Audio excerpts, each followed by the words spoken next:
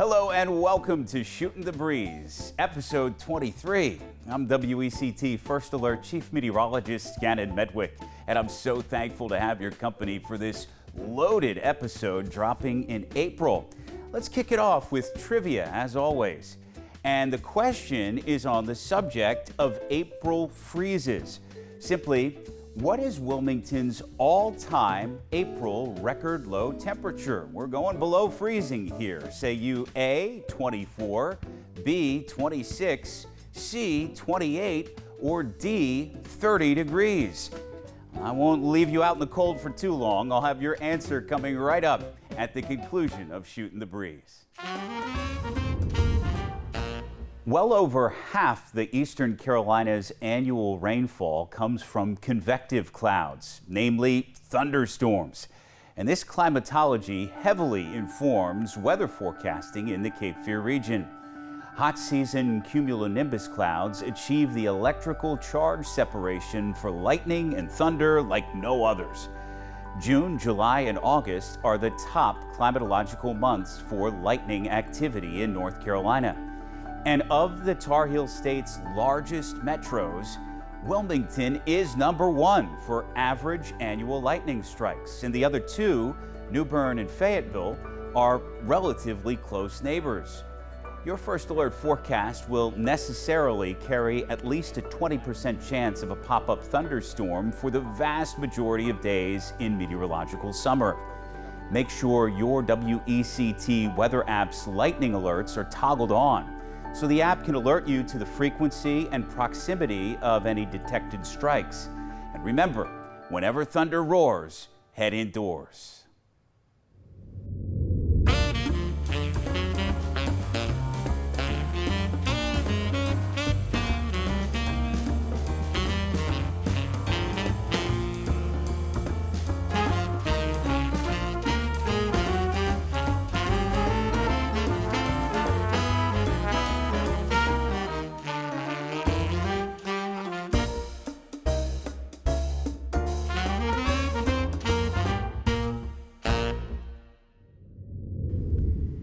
Between all the schools I've visited, career day programs I've participated in, and WECT studio field trips I've helped host over the years, what does it take to be a broadcast meteorologist? It's probably the #1 question I've gotten from students and teachers.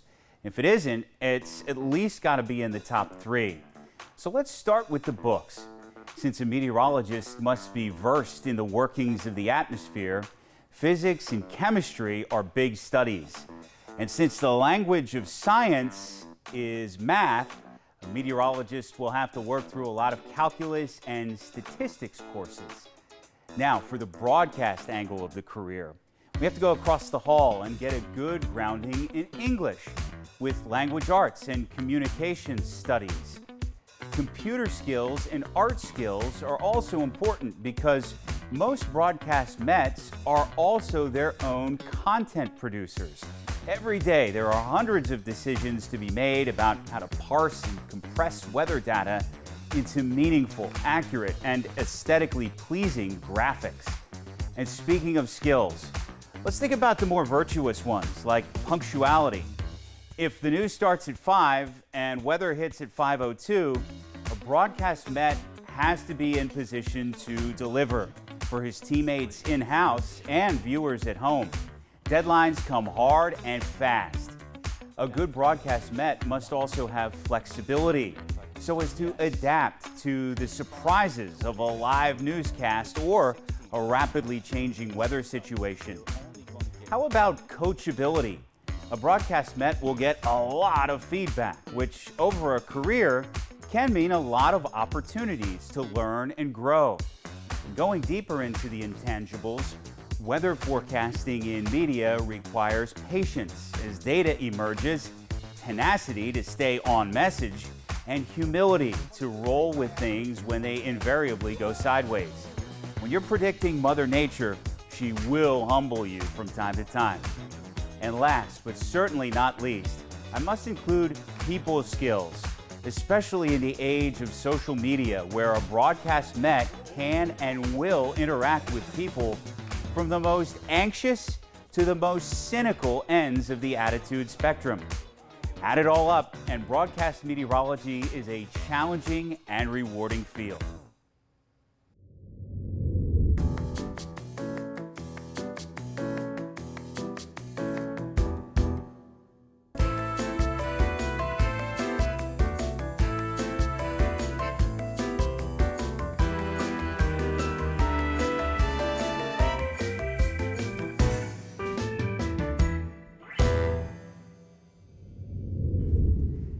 Name a major hurricane that delivered its deadliest and signature impacts to North Carolina, but that made its landfall in a state other than North Carolina.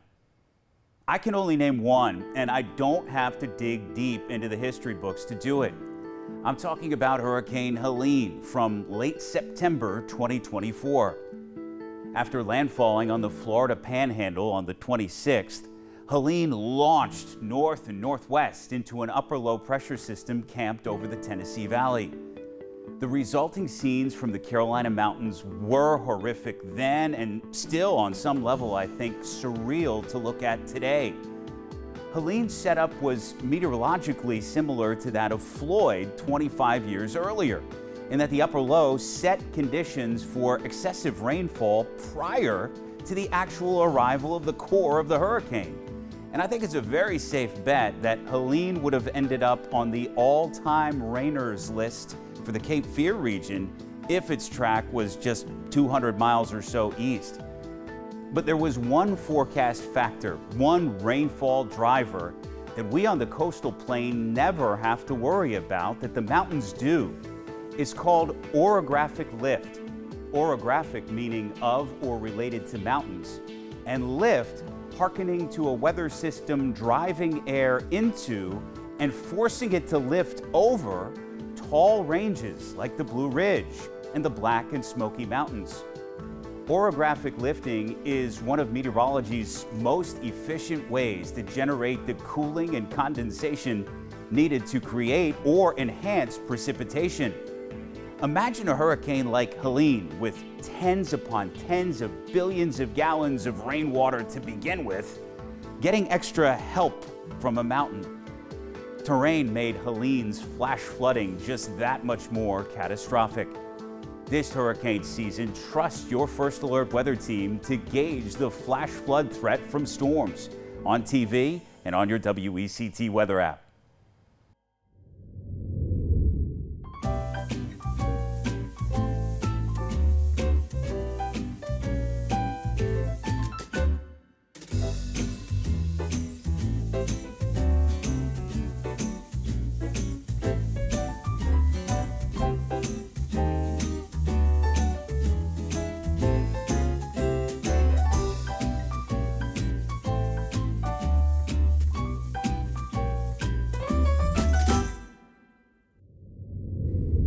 Time to chill things down with this episode's trivia answer.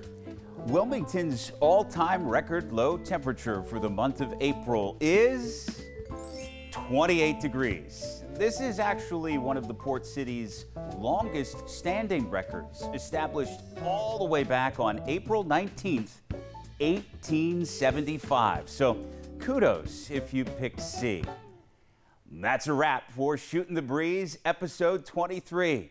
Feel free to connect with me on these platforms if you have a question about a topic you saw here on Shootin' the Breeze. If you have a suggestion for a Cape Fear or Carolina weather item you'd like to see covered in the future, or if you just want to say hello and what's the good word. And as always, WECT.com/anywhere is a great place to find more unique WECT OTT content. Hope I'll see you for the next episode of Shootin' the Breeze, and take care.